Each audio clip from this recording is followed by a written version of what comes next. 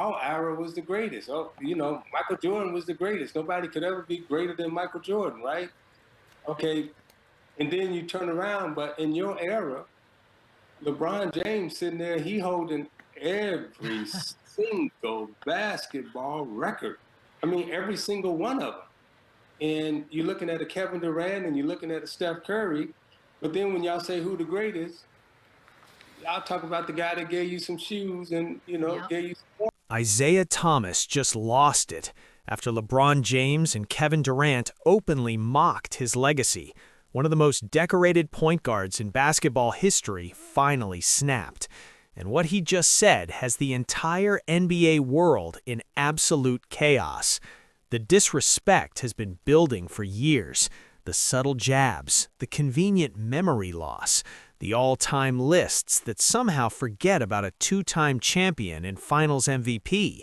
But this time, LeBron and KD didn't just ignore Isiah Thomas, they laughed at him, and now the gloves are off. For decades, Isiah carried himself with dignity while watching younger stars rewrite history. He stayed quiet when media personalities ranked him outside their top tens. He smiled through interviews when his championships got dismissed as team achievements, while others got credit for doing less. But there's only so much a legend can take before he says enough is enough. And trust me, what just went down between these three icons isn't just basketball beef. This is about legacy. This is about respect. This is about one generation completely disregarding the sacrifices and achievements of another. And the truth that's coming out, it's uglier than anyone expected. Let me take you back to where this all started, because the disrespect didn't happen overnight. Kevin Durant came in and was like, oh, you figured that out? All right, well, let's go see you figure this out now. We're going to get a ball to this dude. He's going to go score. And if you dare send a double team, you're only going to double off me. You're never leaving Steph. You're never leaving Clay. So if you send a double team, you're only helping off me. Well, now we got a counter to that too. You go double off of me, I'm a catch, and if I'm not shooting, I'm handing off to one of these guys, and they shooting your eyeball off. And so we came up with counters. So Isiah Thomas isn't just some forgotten player from the 80s. We're talking about a 12-time All-Star, a two-time NBA champion who led one of the most dominant dynasties in basketball history. The man averaged 19.2 points and 9.3 assists for his entire career while playing in an era where defenders could actually touch you without getting called for a foul. He battled through a torn ankle in the 1988 finals and dropped 25 points in a single quarter on one leg. That's not mythology. That's documented greatness that lives on film forever. But somewhere along the way, the narrative shifted. Social media gave modern players the power to control their own stories, and suddenly the history books started looking different. LeBron became the automatic top 2 player of all time. Kevin Durant positioned himself as an unguardable force who deserves more credit for his rings. And players like Isiah, they became footnotes. It started small. In 2023, LeBron did an Instagram Live where he listed his top 5 point guards ever. Magic Johnson, Stephen Curry, Oscar Robertson, Jerry West, and Chris Paul. Notice who's missing? When fans flooded the comments asking about Isiah, LeBron just laughed it off and said, "I'm talking about guys I actually watched or played against." Cold, calculated, dismissive. Then came Kevin Durant's podcast appearance in late 2024, where he casually mentioned that the bad boy era wouldn't survive in today's game because the league actually requires skill now, not just fouling people. The implication was clear. Those championships didn't count the same way. Those players weren't as talented. That era was inferior. Isiah watched all of this unfold. He saw the tweets. He heard the podcasts. He noticed how every time an all-time list came out from a current player, his name conveniently vanished. But he stayed quiet. He took the high road. He focused on his broadcasting work and community initiatives. But silence doesn't mean acceptance. And behind the scenes, people close to Isiah say he was reaching his breaking point. Every snub felt personal. Every laugh at his era's expense cut deeper. The man gave everything to basketball, his body, his reputation, his relationships, and now the next generation was treating him like a relic who got lucky. Former teammates started noticing the pattern too. Joe Dumars went on record in early 2025 saying, "It's disrespectful what they're doing to Zeke. These guys don't know what it took to win back then. They don't know what he played through." The basketball world was starting to pick up on the tension. Fans began creating comparison videos showing Isiah's playoff performances against modern point guards. The numbers didn't lie. His playoff scoring average jumped to 20.4 points, and he showed up when it mattered most. But LeBron and KD, they weren't backing down. If anything, they were doubling down. There we go. Pour that. But LeBron is the greatest, the leading scorer of all time in NBA history. But I think even you would admit there's things about Kevin's game you wish you had. Yeah, for sure. One of the most smoothest, most efficient scorers we've ever had. Like, is there anyone that can do it at every level? Not to the capacity he's done it. And I was reading a stat earlier, the fact that. And then it happened. The moment that broke everything. In mid-January 2025, LeBron James and Kevin Durant appeared together on a popular basketball podcast. The host brought up a question that seemed innocent enough. Who were the most overrated players in NBA history? What came next stunned everyone watching.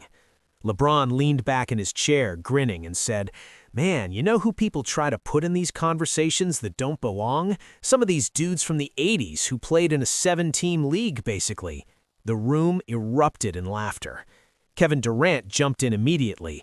"Bro, facts. Like, I respect the era and everything, but let's be real. Some of these guys get praised for championships when they had 1 or 2 actual Hall of Fame teams to beat. Try doing that in today's West, where you got 15 legitimate contenders." The host, sensing controversy brewing, pushed further. "Are we talking about anyone specific?" LeBron and KD exchanged a look, that knowing glance that said everything without saying anything. And then LeBron spoke words that would ignite a firestorm. "I'm just saying, certain point guards get brought up in GOAT conversations, and I'm like, did y'all watch the games or just the highlights? Because leadership isn't just winning when you have the deepest roster. Leadership is carrying franchises for 2 decades straight." He didn't say Isiah's name. He didn't have to. Kevin Durant co-signed it instantly. Exactly. And don't even get me started on Finals MVPs from back then. Who else was going to win it? The role players? Context matters. The clip went viral within hours. Twitter exploded. Reddit threads multiplied like wildfire. YouTube compilation videos with titles like "LeBron and KD disrespect Isiah Thomas" racked up millions of views overnight. Fans immediately knew who they were talking about. The specific references, point guards, 80s championships, finals MVP debates, it all pointed to one person. And basketball insiders confirmed what everyone suspected.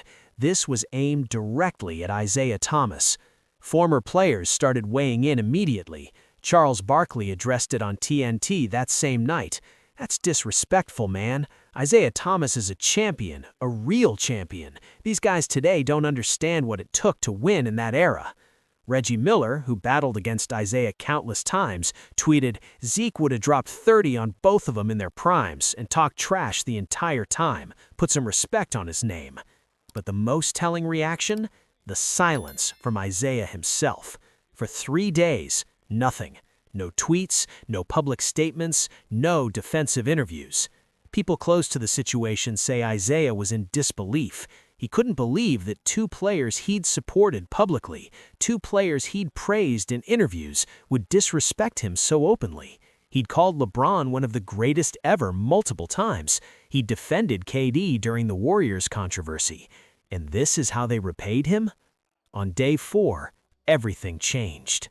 Our era is considered to be the golden era. This is what I don't understand about your era, right? You guys are playing with arguably the greatest player to ever play. And excuse me when I say this, but y'all treat him like he ain't nothing. And I'm talking Wow. right?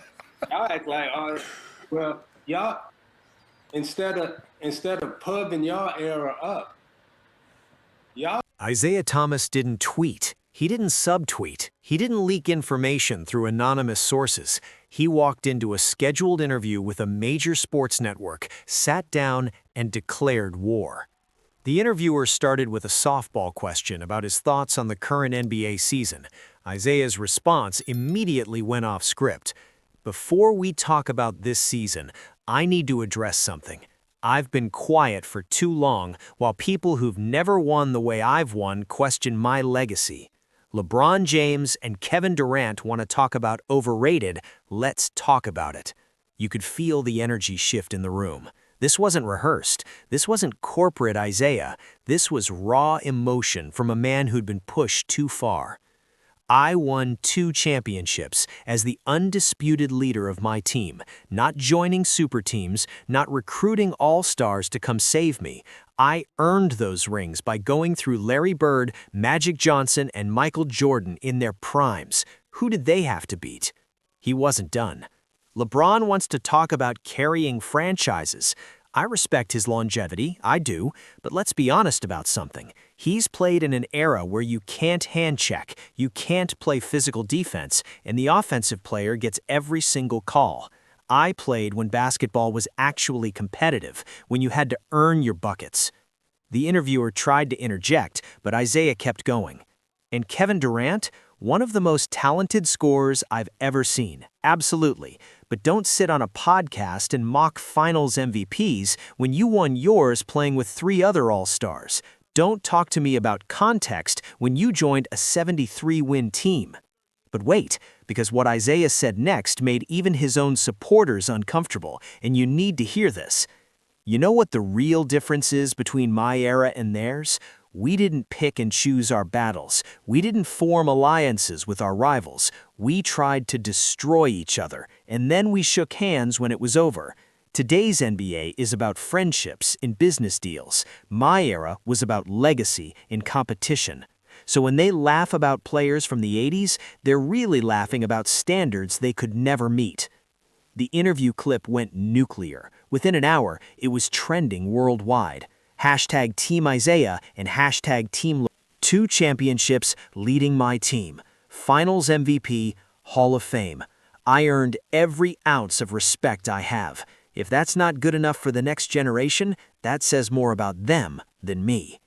The basketball world was in complete chaos. Players were being asked to pick sides, analysts were debating it on every platform, and everyone wanted to know, would LeBron and KD respond?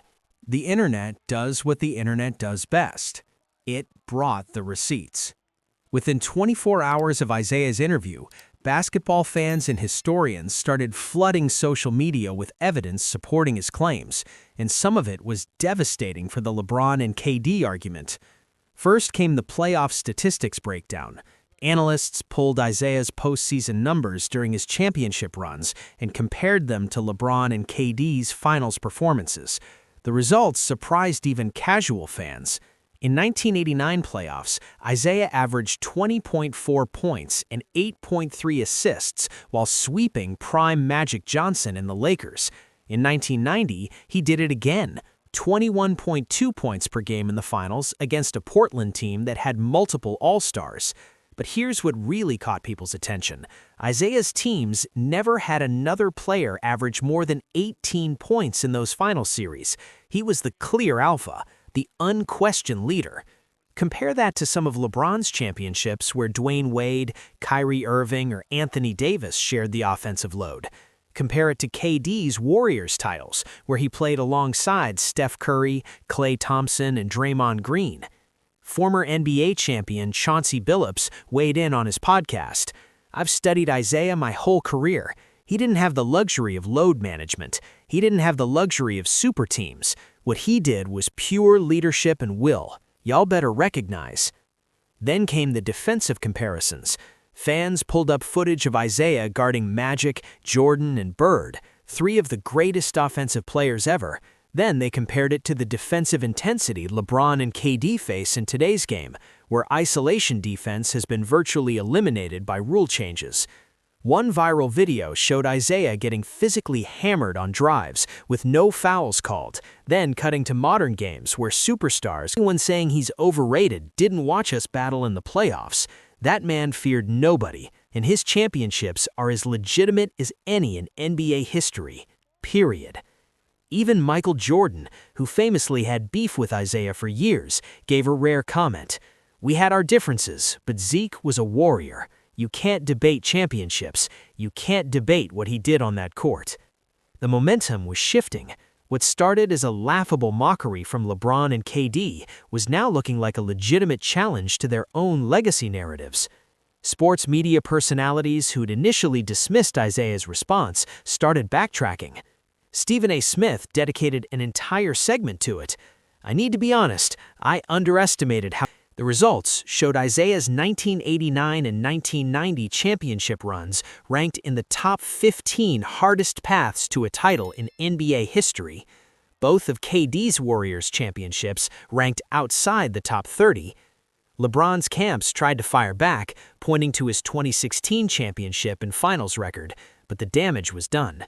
The narrative that Isiah was somehow lucky or overrated had been completely dismantled by objective evidence. And still, neither LeBron nor Kevin Durant had responded directly to Isiah. Here's what most people are missing about this entire situation. This isn't really about basketball statistics or championship counts. This is about something far more important. Who controls NBA history? For decades, media companies, league executives, and broadcasters decided which players got elevated to legendary status. They controlled the narrative. They chose what highlights got replayed. They determined whose stories got told. But social media changed everything. Now, current players have massive platforms. LeBron has over 150 million Instagram followers. Kevin Durant can tweet and instantly reach millions. They don't need traditional media to shape their legacies. They can do it themselves. And part of shaping your own legacy involves positioning yourself against the past. It involves subtle or not-so-subtle campaigns to elevate your accomplishments while diminishing those who came before you. That's exactly what's been happening to Isiah Thomas. Think about it. When's the last time you saw a LeBron highlight package that included defensive stops from players who shut him down? When's the last time ESPN showed KD's bad playoff performances? The narrative is carefully controlled to maximize their greatness. But players from Isiah's era don't have that luxury. Their games aren't constantly replayed. Their stories aren't told on Netflix documentaries. Their achievements get buried under decades of new content. Sports media analyst Brian Windhorst addressed this on his podcast. What we're seeing is a generational war over legacy preservation. Older players are realizing that if they don't defend their accomplishments now, history will forget them. There's also a racial and cultural component that people don't want to acknowledge. Isiah Thomas represented a specific type of black excellence in basketball. Tough, uncompromising, unapologetic. He didn't smile for cameras. He didn't play politics with the media. He just dominated and demanded respect. Today's NBA promotes a different image, more corporate, more friendly, more marketable. And players who don't fit that mold, especially from previous eras, get marginalized in these legacy conversations. Former player-turned-analyst Jalen Rose said it plainly. Isiah's getting the same treatment a lot of players from his era get. If you weren't part of the foundation of who gets praised and who gets dismissed comes into question. LeBron and KD built their brands on being untouchable in legacy debates. Isiah just proved they're not, and that's terrifying for them. So where do things stand right now? It's complicated. As of late January 2025, neither LeBron James nor Kevin Durant has directly addressed Isiah Thomas's response. LeBron posted a cryptic quote on Instagram stories about energy vampires and people living in the past. KD liked a few tweets from fans defending him, but hasn't made an official statement. Their silence speaks volumes. Because here's the thing. They can't win this argument. If they respond aggressively, they look petty and disrespectful to a Hall of Famer. If they apologize, they admit they were wrong and undermine their own tough guy personas. If they ignore it, the narrative becomes LeBron and KD got exposed by Isiah Thomas and had nothing to say. It's a lose-lose situation, and they know it. Meanwhile, Isiah's public perception has completely transformed. Fans who'd forgotten about him are now watching old highlights. Young players are posting on social media about his influence. His jersey sales, yes, people checked, spiked 340% in the week following his interview. He's become a folk hero for everyone who feels like modern sports narratives ignore the past. He's become the voice for players who built the league but don't get credit. And most importantly, he's forced a conversation that basketball needed to have. But this isn't over, not even close. Sources close to LeBron's camp say he's disappointed by the controversy and feels like Isiah misinterpreted what was meant as friendly banter. People around KD claim he has nothing but respect for the older generation, and his comments were taken out of context. Sure, except millions of people watched that podcast, millions of people heard the laughs, millions of people saw the smirks. Context doesn't change disrespect. What happens next depends entirely on whether LeBron and KD choose to engage. Do they double down? Do they try to reconcile? Do they continue acting like this controversy doesn't exist? And here's the question nobody's asking. Championships earned by defeating Bird, Magic, and Jordan actually are more impressive than titles won in a player empowerment era where you can stack rosters. What if toughness, sacrifice, and loyalty actually do matter more than points per game and social media followers?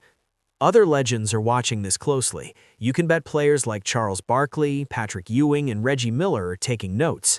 If Isiah can successfully push back against this disrespect, others will follow. And if he can't, they'll know to stay quiet.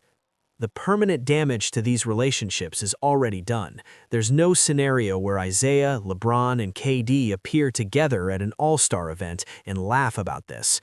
There's no universe where they do a joint interview. Thomas did that. And whether you agree with him or not, you have to respect it. Final thoughts. This controversy is bigger than one interview. It's bigger than 3 Hall of Fame players arguing about legacy. This is about how we remember greatness. This is about who gets to decide what matters in basketball history. Isiah Thomas spent decades being quiet. He watched his name get dropped from lists. He listened to younger players dismiss his era. He took the disrespect with grace and professionalism. Until he didn't. And now the entire basketball world is having a conversation it should have had years ago. Do championships from different eras hold the same weight? Does modern skill make up for easier playoff paths? And most importantly, do legends from the past deserve respect, or are they just obstacles for current stars to overcome in legacy debates? LeBron James and Kevin Durant wanted to control the narrative. They wanted to position themselves as untouchable. They wanted to mock the past while building their futures.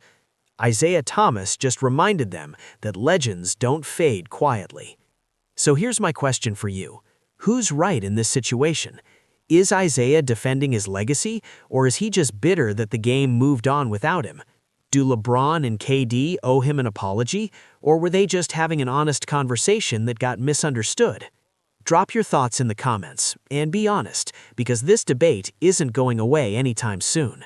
If you want more unfiltered NBA drama, controversial takes, and the stories the mainstream media won't touch, hit that subscribe button and turn on notifications. We're diving deep into basketball's biggest feuds, and trust me, this is just the beginning. The war for legacy has officially started, and in this game, there are no winners, only survivors.